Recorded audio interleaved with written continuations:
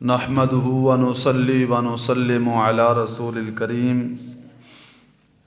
اما بعد فاعوذ بالله من الشيطان الرجيم بسم الله الرحمن الرحيم الا ان تكون تجارة عن تراض منكم آمنت بالله صدق الله العظيم لي خمسة نطفي بها حر الوباء الحاتمة المصطفى والمرتضى وابناهما والفاطمة ان الله وملائكته يصلون على النبي يا ايها الذين آمنوا صلوا عليه وسلموا تسليما الصلاة والسلام عليك يا سيدي يا رسول الله وعلى آلك واصحابك يا سيدي يا حبيب الله۔ اللہ تبارک و تعالی جل شانہ کی حمد و ثنا اور اس کے پیارے محبوب نبی رحمت شفیع امت قائد الانبیاء خاتم الانبیاء جناب محمد الرسول اللہ صلی اللہ تعالی علیہ وسلم کے دربار اقدس میں ہدیہ عقیدت و محبت عرض کرنے کے بعد آج گفتگو کا موضوع ہے قسطوں پر کاروبار کا شرعی حکم۔ میری دعا اللہ رب العزت جل جلالہ ہم سب کو قرآن و سنت کا فہم عطا فرمائے اور قرآن و سنت کے ابلاغ و تبلیغ اور اس پر عمل کی اللہ توفیق عطا فرمائے۔ آج چونکہ تیزی کا دورہ ہے، ہر بندہ آگے جانے کی کوشش میں ہے اور اس لحاظ سے پھر کاروبار تجارت ایسے شعبوں کو اپنایا جاتا ہے۔ تجارت کرنا یہ بڑا مقبول عمل ہے، تجارت کو اللہ پسند فرماتا ہے، تجارت کے اصول بھی اللہ نے عطا کیے ہیں۔ یعنی یہ نہیں کہ مسجد میں سجدے کا طریقہ تو اسلام میں ہو مگر بازار میں سودا بیچنے کا طریقہ اسلام میں نہ ہو۔ اسلام مسجد میں سجدے کا طریقہ بھی بتاتا ہے اور سودا بیچنے کا جو طریقہ ہے وہ بھی عطا فرماتا ہے۔ لقمہ حلال کا مسلمان کی زندگی سے اس کا تعلق بڑا گہرا ہے۔ لقمہ حلال ہو تو دعائیں قبول ہوتی ہیں، لقمہ حلال ہو تو نمازیں قبول ہوتی ہیں، اور لقمہ حرام کی جب آمیزش ہوتی ہے تو پھر مسئلہ گڑبڑ ہوتا ہے، بے برکتی آتی ہے۔ تو اس واسطے اسلام سے یہ سیکھنا چاہیے کہ ہم تجارت کیسے کریں، کاروبار کیسے کریں، معاملات کیسے ان کو ہینڈل کریں، کیونکہ میرے آقا صلی اللہ علیہ وسلم فرماتے ہیں، کنز الاموال میں حدیث پاک موجود ہے، ان من الذنوب ذنوبا لا یکفرها الصلاۃ ولا الصیام۔ کچھ گناہ ایسے ہیں کہ جن کا کفارہ نہ نماز بنتی ہے نہ روزے بنتے ہیں۔ صحابہ نے عرض کیا، رسول اللہ اتنے پکے گناہ معاف کیسے ہوتے ہیں؟ میرے آقا علیہ الصلوۃ والسلام فرماتے ہیں کہ جب میرا غلام گھر سے نکلتا ہے مزدوری کے لیے، کاروبار کے لیے، تجارت کے لیے، دکانداری کے لیے، فرمایا کہ الہموم فی طلب المعیشہ، صبح نکلتے وقت جو اس کے دل میں پریشانی ہوتی ہے، جو اس کے دل میں ایک تشویش ہوتی ہے کہ آج کوئی گاہک آئے گا یا نہیں، آج میرا مال بکے گا یا نہیں، آج مجھے کوئی دیہڑی پہ رکھے گا یا نہیں، فرمایا میرے غلام کا یہ فکر مند ہونا، اللہ رب العزت اس سے گناہوں کو معاف فرما دیتا ہے۔ تو پتہ چلا کہ کاروبار، تجارت اللہ کا پسندیدہ اور پسند کردہ عمل ہے کہ بندوں کا تجارت کرنا اللہ کو بڑا پسند ہے، اور اللہ نے اس میں بڑی برکت رکھی ہے۔ اب آگے اس کے طریقے مختلف ہیں۔ اب طریقوں میں پھر کچھ جائز صورتیں ہیں، کچھ ناجائز صورتیں ہیں۔ جائز صورتوں کے اندر پھر آگے کچھ ایسی چیزیں نکلتی ہیں کہ جو ناجائز ہو جاتی ہیں۔ بند کر دو۔ قسطوں پر کاروبار کرنا، یہ اسلام کے اندر اس کی اجازت دی گئی کہ قسطوں پر کاروبار کر سکتے ہو۔ قسطوں پر تم تجارت کرنا چاہو، مال بیچنا چاہو، مال خریدنا چاہو تو تم خرید سکتے ہو۔ اس پر ایک حدیث مبارکہ جو صحیح بخاری کے اندر موجود ہے، اور اس حدیث کو امام بخاری رحمۃ اللہ تعالی علیہ نے 22 مقام پہ ذکر کیا، یعنی 22 مرتبہ یہ حدیث بخاری کے اندر آئی۔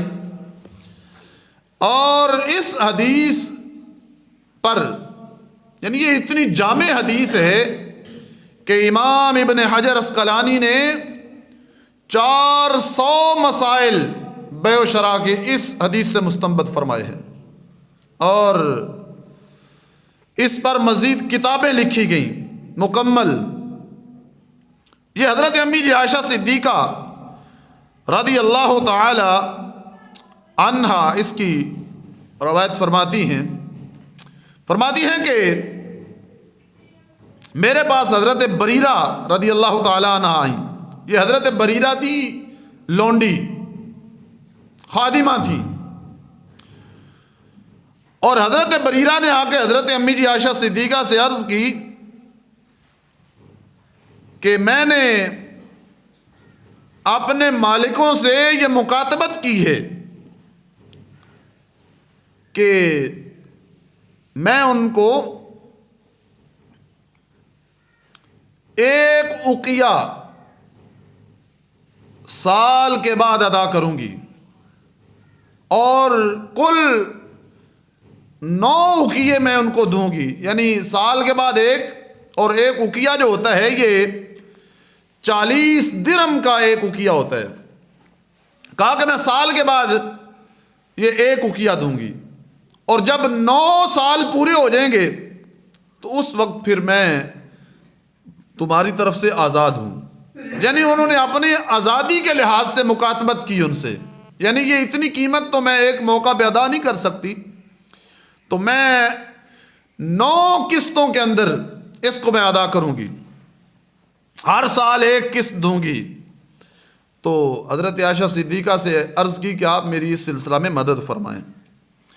تو آپ نے فرمایا ٹھیک ہے مدد کرتی ہوں، لیکن آگے اس کا مسئلہ ہے، چونکہ غلام وہ دور نہیں رہا اور اس طرح کے مسائل آج چونکہ بنتے نہیں ہیں، تو جو غلام اور لونڈیوں کا وہ زمانہ تھا اس میں ایک قانون یہ بھی تھا کہ جو غلام کو آزاد کرواتا ہے تو اس غلام کا جو مال بچتا ہے نا، جو وراثت ہے، وہ آزاد کرنے والے کو دی جاتی ہے۔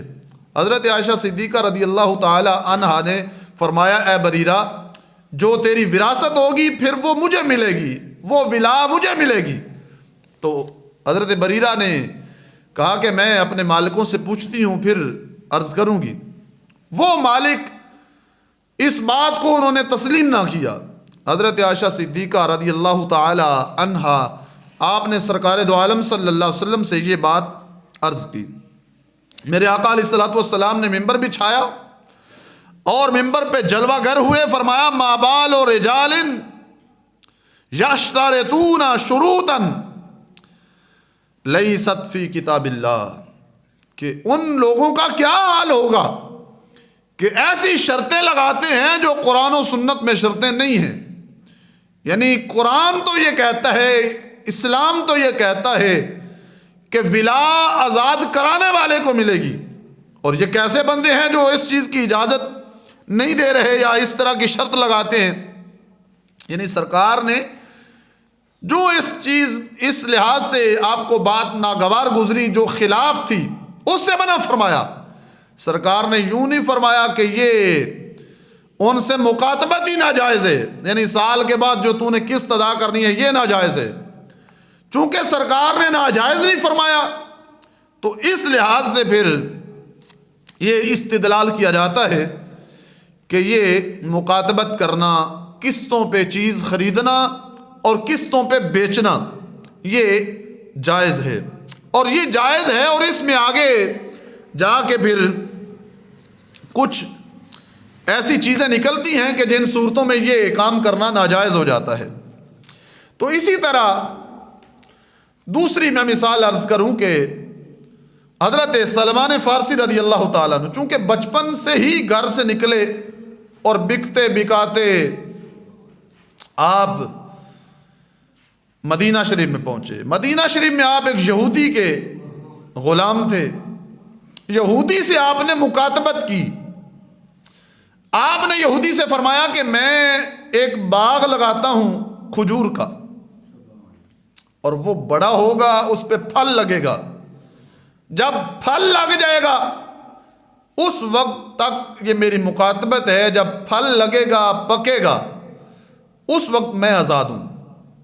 تو اس نے کہا ٹھیک ہے تم باغ لگاؤ، اور پھر جب وہ پروان چڑھے گا، اس پہ پھل لگے گا، اس وقت میری طرف سے تم آزاد ہو. یعنی مکاتبت کی. تو سرکار سے آ کے انہوں نے عرض کی یا رسول اللہ میں نے اپنے مالک سے یہ مکاتبت کی ہے کہ اتنا عرصہ، یعنی یہ کھجور کا جو درخت ہوتا ہے یہ آہستہ آہستہ بڑا ہوتا ہے، اس کا انسان سے بڑا تعلق ہے گہرا. آپ نے کبھی غور نہیں کیا کہ حضرت آدم علیہ السلام کے جسم مبارک سے جو مٹی بچی تھی نا، اس مٹی سے اللہ نے کھجور کو پیدا فرمایا ہے. اور جس طرح انسان آہستہ آہستہ بڑا ہوتا ہے، اس طرح کھجور کو بھی ایک وقت لگتا ہے کہ وہ بڑی ہوتی ہے، پروان چڑھتی ہے.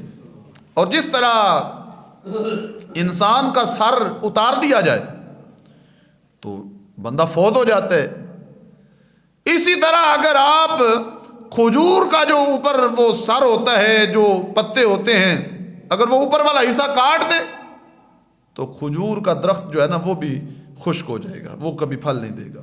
یعنی اس کی انسان سے بڑی یعنی گہرا تعلق ہے اور قریبی تعلق ہے. اور کھجور کا باغ اور عرصہ لگنا تھا. آقا علیہ الصلوۃ والسلام نے فرمایا اے سلمان یہ جو تو نے مکاتبت کی ہے یہ جائز ہے. فرمایا تیرا مسئلہ یہ حل کر دیتے ہیں. پہلے تو اس پہ کئی سال لگنے تھے. آقا علیہ الصلوۃ والسلام نے اپنے ہاتھ مبارک سے وہ گٹھلیاں لگائیں، 1 سال کے اندر وہ کھجوریں بڑی بھی ہو گئی، ان پہ پھل بھی لگ گیا. فرمایا کہ جب مکاتبت ہو جائے، جب قسطوں پہ کاروبار کے لحاظ سے کوئی چیز خریدی جائے، مثلا 1 سال کی مہلت ہے، سال سے پہلے اگر جو مشتری ہے، جو خریدنے والا ہے، اس کے پاس پیسے آ جائیں تو وہ دے دے، تو بائے کو بھی یہ لازم ہے کہ وہ اس سے وصول کر لے. اس وقت ان کی جو مکاتبت ہے، وہ جو سلسلہ ہے وہ مکمل ہو جاتا ہے. تو اس طرح یہ ان 2 احادیث طیبہ سے ہمیں پتہ چلا کہ یہ قسطوں پر کاروبار کرنا، قسطوں پر کوئی چیز خریدنا یا کوئی چیز بیچنا یہ جائز ہوتا ہے. آگے اس کی 3 قسمیں ہیں. ایک ہے مستحب، یعنی یہ ضروری نہیں کہ جب بھی کوئی چیز خریدو قسطوں پہ ہی خریدو، ضروری نہیں کہ جب بھی کوئی چیز لو تو ادھار ہی لو، نہیں، یہ مجبوری کی صورتیں ہوتی ہیں. جب ایسے حالات بن جائیں، مجبوری ہو، چیز خریدنی ہو اور پاس وہ رقم نہ ہو تو پھر وہ چیز خریدیں. اور یہ یعنی جائز ہونے کے لیے یہ ضروری نہیں ہوتا کہ چونکہ جائز ہے اس واسطے ہم ادھار ہی خریدیں گے، قسطوں پہ خریدیں گے. اگر مجبوری بن جائے تو پھر اس کی 3 کیٹیگریز ہیں، 3 قسمیں ہیں کاروبار کرنے کی. ایک مستحب ہے دوسرا مباح ہے، تیسرے نمبر پہ ناجائز ہے۔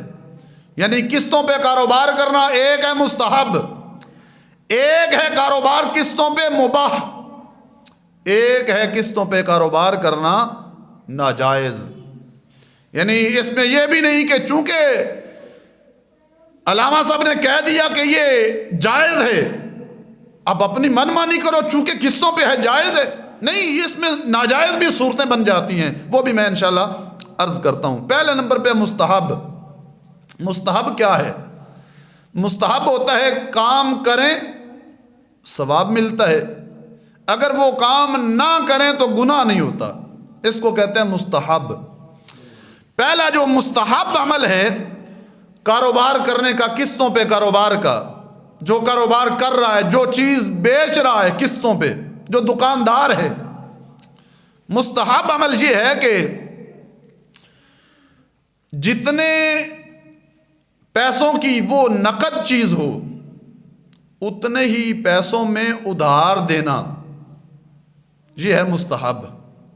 یعنی جتنے پیسوں کی وہ ہے نقد چیز، موٹر سائیکل ہے، گاڑی ہے، اتنے کے ہی وہ ادھار دے دے، قسطوں پہ دے دے، یہ مستحب عمل ہے۔ یہ ایسا عمل ہے کہ کسی مسلمان کی مدد کرنا، یعنی کوئی مجبور آ جائے کہ اس کے پاس مکمل موٹر سائیکل کے پیسے نہ ہوں اور وہ آ جائے کہ قسطوں پہ چونکہ یہ دے رہے ہیں اور میں خرید لوں، اب دکاندار یہ چیز سامنے رکھے کہ اس کی مجبوری سے فائدہ اٹھائے اور اس پر بہت زیادہ پیسے لگا دے، چونکہ وہ مجبور ہے، پھنس چکا ہے، پھنس جائے گا۔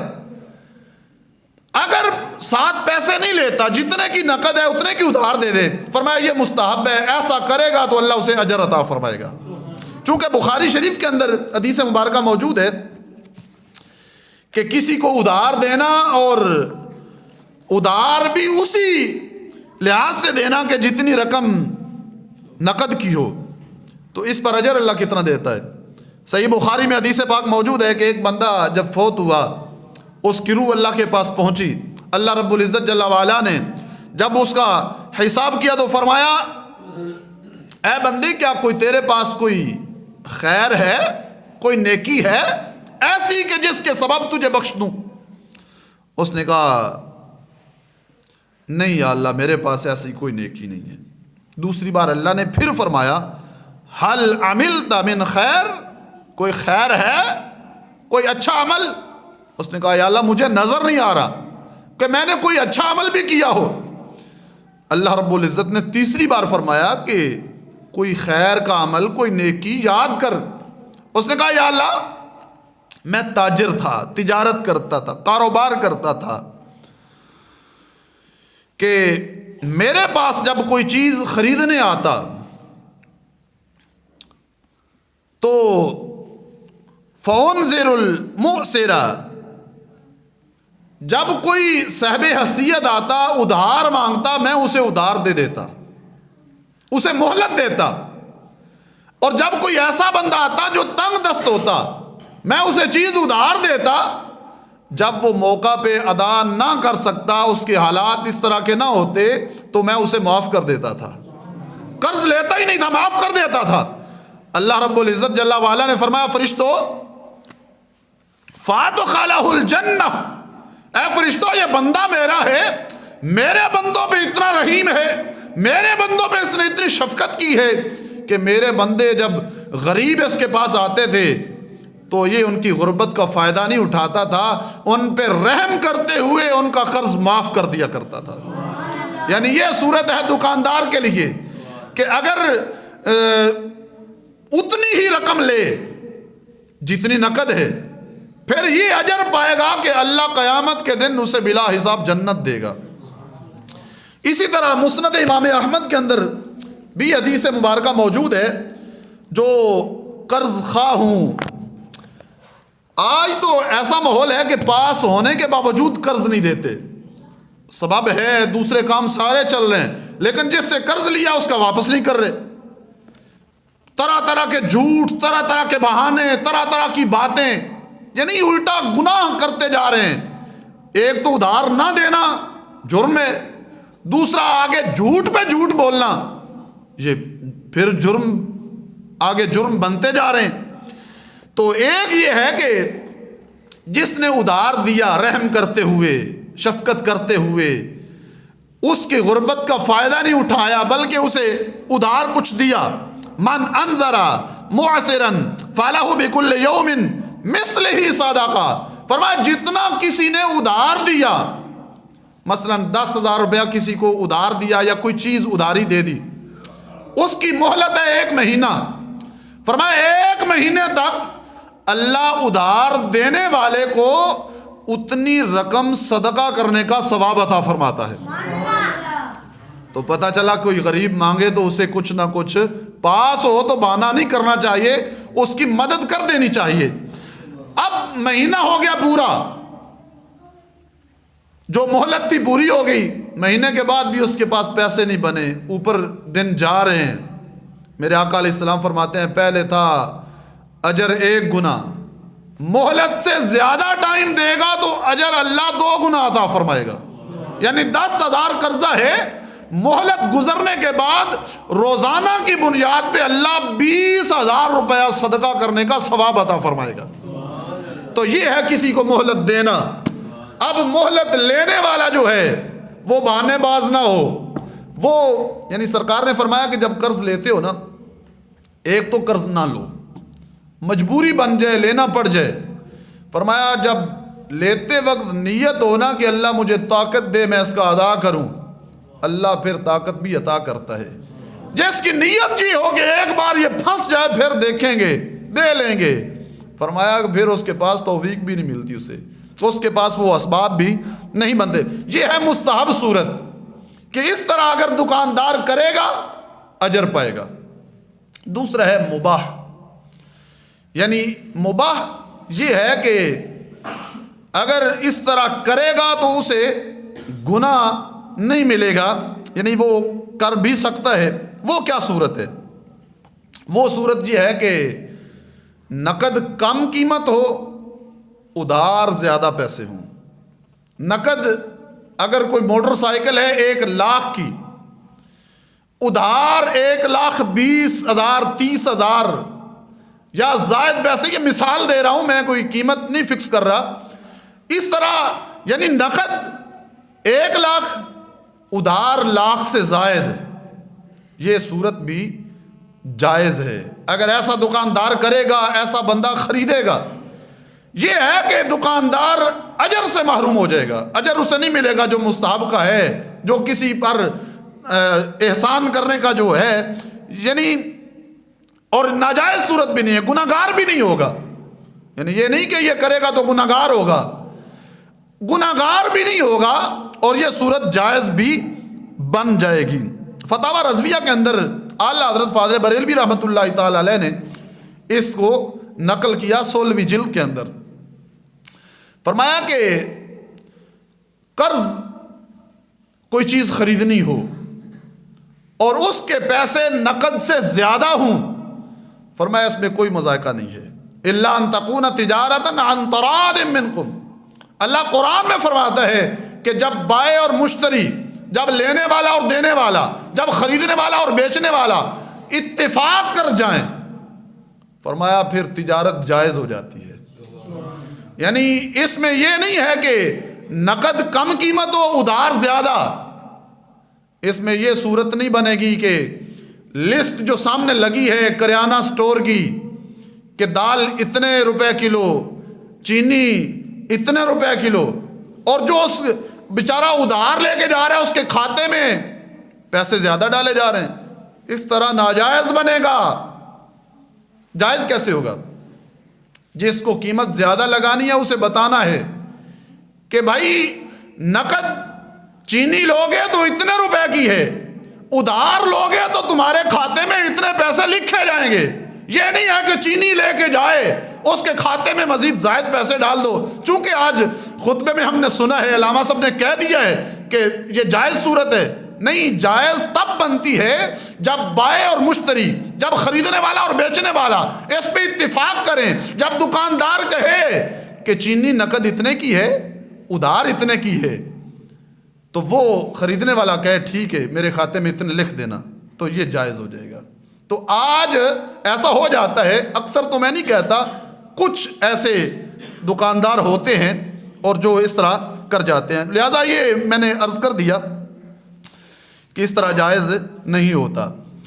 یعنی یہ دو صورتیں آ گئی، ایک ہے مستحب، ایک ہے مباح۔ ان دونوں صورتوں میں مستحب کرے گا تو اجر پائے گا، مباح کرے گا تو یہ بھی ناجائز نہیں ہوگا، گناہگار نہیں ہوگا، ادھار زیادہ پیسے لے گا، قسطوں پہ کاروبار کے لحاظ سے زیادہ پیسے وصول کرتا ہے، اتفاق ہوتا ہے، تعیین ہوتی ہے، تو اس میں پھر وہ جائز صورت بن جائے گی۔ ناجائز کیسے ہو جاتا ہے یہ کاروبار؟ یعنی کاروبار وہی اس کی دو صورتیں پہلی جائز بلکہ اجر بھی، لیکن یہی قسطوں پہ کاروبار ناجائز کیسے؟ ناجائز تب ہوتا ہے کہ جب بائع اور مشتری طے کیے بغیر، بائع ہوتا ہے بیچنے والا، مشتری ہوتا ہے خریدنے والا، یعنی بائع کہتے ہیں دکاندار کو، مشتری کہتے ہیں گاہک کو۔ جب بائع اور مشتری تعیین کریں، یعنی سودا کرتے وقت ایجاب و قبول کریں، جس طرح میں نے پہلے عرض کر دیا کہ موٹر سائیکل ہے، خریدنے کوئی گیا تو اسے پتہ ہے کہ موٹر سائیکل جو میں خریدنے جا رہا ہوں اس کی قیمت یہ ہے، وہ بتا بھی دے تو کوئی حرج نہیں ہے کہ نقد اس کی قیمت یہ ہے، قسطوں پہ لوگے تو یہ قیمت ہے۔ اب آگے یہ صورت ہے کہ 6 ماہ کی قسط ہوگی اتنے پیسے ہیں، سال کی قسط ہوگی تو اتنے پیسے ہیں۔ اب اس جگہ پہ اتفاق کرنا یہ تو ہوتا ہے جائز، اتفاق کیے بغیر اٹھ جانا، یعنی درمیان میں بات رکھنا، بات اس نے کہہ دی کہ 6 ماہ اتنی قیمت ہے، سال کی اتنی ہے، تو وہاں سے جدا ہو گئے، کسی بات پہ اتفاق نہیں ہوا، کسی بات کی تعیین نہیں ہوئی۔ جب جدا ہوئے تو انہوں نے موٹر سائیکل ایک نے دے دی، دوسرے نے لے لی، تعیین نہیں کی، ایجاب و قبول نہیں کیا، مکاتبت نہیں کی، یہ صورت ناجائز ہو جاتی ہے۔ دوسری صورت ناجائز ہونے کی وہ یہ ہے کہ کوئی قسط ہو جائے شارٹ، اس پہ زائد پیسے وصول کرنا، یعنی یوں کہنا کہ 1 ماہ بعد دو گے، 1 مہینے کے بعد تو 2007 لگیں گے، تیسرا مہینہ چڑھے گا تو 3000 ہوں گے، 6 ماہ بعد دو گے تو اتنے پیسے ہوں گے۔ اس طرح کسی ایک پہ اتفاق نہ کرنا بلکہ اس کو منافع کا مطالبہ کرنا اور کسی بات پہ اتفاق کرنا، اس طرح یہ ناجائز ہو جاتا ہے۔ جائز تب ہوتا ہے، اور یہ جائز ہے، ایجاب و قبول کر لینا، کسی بات پہ پختہ اور پکا کر لینا کہ میں 6 ماہ بعد پیسے دوں گا یا سال بعد دوں گا۔ اب وہاں پہ لکھا جائے، مکاتبت ہو، ایک کہے میں نے دے دیا، دوسرا کہنے میں نے خرید لیا، تو شریعت کہتی ہے یہ تجارت جائز ہو گئی۔ اب آگے جو مختلف کمپنیاں ہیں، مختلف بینک اور اس طرح کے لوگ جو کاروبار کرتے ہیں لیزنگ کا اور اس طرح کے کچھ نام ہوتے ہیں ان کے، ان میں یہ ہوتا ہے کہ یہ مالکانہ حقوق نہیں دیتے۔ جس کو چیز دو، موٹر سائیکل ہے، اسے مالکانہ حقوق دینا یہ بھی ذمہ داری ہے، ضروری ہے۔ مالکانہ حقوق دینا یہ ضروری ہوتا ہے، اور اس میں یہ قسطوں کے کاروبار میں یہ بھی شرط ہوتی ہے۔ اب یہ سوال ہوتا ہے کہ جس کو مالکانہ حقوق بھی دے دیں، بندہ تو بھاگ جائے گا، پیسے نہ دے، کیا گارنٹی ہے کہ یہ پیسے دے گا، یہ تو بھاگ گیا۔ نہیں، اسلام نے اس کا بھی حل کیا ہے۔ اسلام کہتا ہے اتنی قیمت کی کوئی چیز گروی رکھ لو، رہن رکھ لو، یہاں تک کہ وہی موٹر سائیکل اگر بندہ رہن رکھنا چاہے تو رکھ سکتا ہے، یا اس قیمت کی کوئی چیز گروی رکھے کہ یہ اعتبار کے طور پہ، اعتماد کے طور پہ، مطمئن ہونے کے لحاظ سے کہ یہ چیز تم رکھ جاؤ، موٹر سائیکل لے جاؤ، جب پیسے مکمل ہو جائیں گے تو یہ اپنی چیز تم لے جانا۔ اس کی اسلام کے اندر اجازت موجود ہے۔ اب ایک صورت ہے کہ قرض ادا کرنا اور فوراً ادا کرنا، قرض ادا کیے بغیر جو بندہ مر گیا اس کا حساب بڑا سخت ہے. سرکار نے ایسے بندوں کا جنازہ نہیں پڑھایا. سرکار فرماتے ہیں پہلے قرض ادا کرو پھر جنازہ پڑھیں گے. یعنی اتنا سختی سے حکم ہے. دوسرا یہ کہ قسطوں پہ کسی نے کوئی چیز خریدی، یعنی یہ جو کاروبار کرتے ہیں، جو چیزیں لیتے ہیں، جو چیزیں بیچتے ہیں، ان کے لیے یہ مسئلہ بڑا ضروری ہے کہ کسی نے قسطوں پہ موٹر سائیکل خرید لی اور خریدی، 1 مہینہ گزرا تھا کہ جس نے خریدی تھی وہ فوت ہو گیا. اب کیا بنے گا؟ اب کیا جو اس کے وارث ہیں وہ قسطیں ادا کریں گے؟ نہیں. اسلام کہتا ہے قسطیں نہیں. جب اس کا وصال ہو گیا تو پھر اس کے جو وارث ہیں اس کے ورثے سے پوری قیمت ادا کریں گے، بیک وقت ادا کریں گے. اب قسطیں نہیں، فوراً ادا کرنا ہوگی. اس واسطے قسطوں پہ کوئی چیز خریدنی ہو، قرض لینا ہو، ایک تو یہ ہے کہ قرض نہ لو، مجبوری بنے تو لے لو، فوراً ادا بھی کرو، اور جتنی ضرورت ہے اتنا لو. یہ نہیں کہ دکاندار مہربان ہو گیا ہے یا یہ اعتبار کر گیا ہے اب پورے ہفتے کا ہی سودا لے جاؤ، اب یہ ساری جو چیزیں ہیں فضول خرید لو. نہیں، اتنی خریدو جتنی ضرورت ہے. فرمایا پھر تم اس کے لحاظ سے آگے یہ بھی ذہن میں رکھو کہ میں قسطیں ادا کر سکوں گا، اور یہ بھی ذہن میں رکھو کہ اگر میرا وصال ہو گیا تو میرے ورثاء یہ ساری قیمت بیک وقت ادا کر سکیں گے. یہ ساری صورتیں سامنے رکھ کے فرمایا پھر تم ایسا کر سکتے ہو. اگر قرض جو ہوتا ہے بندہ ادا نہ کرے، مہلت، پیسے، سارا کچھ ہے پاس لیکن ادا نہیں کر رہا، اس کے لیے کیا حکم ہے؟ اسلام کہتا ہے پھر اسے قید بھی کیا جا سکتا ہے اور اسے سزا بھی دی جا سکتی ہے. یعنی جو قرض ادا نہیں نہ کرتا اسے قید کرنا اسلام، اور خود نہیں کر سکتے کہ خود اسے بند کر دو اندر، خود اسے لٹا کے مارنا شروع کر دو. نہیں، یہ قاضی کے حوالے کیا جائے اور قاضی اس کو سزا بھی دے. یعنی یہ ساری چیزیں اسلام کے اندر موجود ہیں، سیکھنے کی ضرورت ہے. آج کا موضوع میں نے اس لیے بیان کیا کہ اس طرح کے کاروبار بھی چل رہے ہیں اور لوگ چیزیں خرید بھی رہے ہیں، چیزیں بیچ بھی رہے ہیں، اور ان اصولوں کا پتہ نہ ہو تو مال حرام ہو جاتا ہے، خریدنا حرام ہو جاتا ہے، بیچنا حرام ہو جاتا ہے. کچھ چیزیں میں نے عرض کر دی، اور مزید اگر کوئی اس طرح مسئلہ پوچھنا چاہے تو بعد میں پوچھ سکتا ہے. یوٹیوب کے اوپر بھی ہمارا یہ پروگرام جاتا ہے اور اس پر بھی یہ چیزیں پوچھی جا سکتی ہیں. دعا کر رہا ہوں اللہ رب العزت جل وعلا عمل کی توفیق دے. وآخر دعواہم الحمدللہ.